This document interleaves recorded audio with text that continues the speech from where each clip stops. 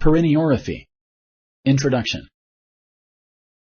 The area that connects the openings of the vagina and anus is called the perineum. Select true or false. Correct.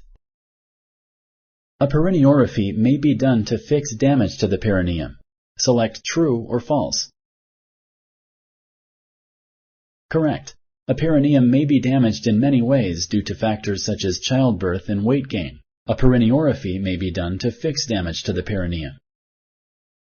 Do all women with damage to the perineum need surgery? Select yes or no. Correct. Not all women with damage to the perineum need surgery. Women who do not have symptoms may not require treatment. If dissolvable stitches are used, they will last for up to 4 or 6 weeks.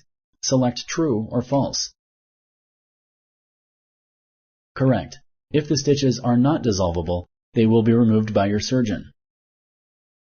Possible complications of perineorrhaphy are failure to correct symptoms, pain during sex, infection, and bleeding. Select true or false. Correct.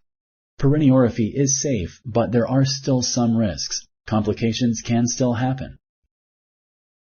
You will need to rest regularly for about 2 weeks after perineorrhaphy. Select true or false. Correct. Do not exercise or lift heavy objects for 2 weeks after perineorrhaphy. Ask your healthcare provider when it will be safe for you to resume working, driving, and having sex.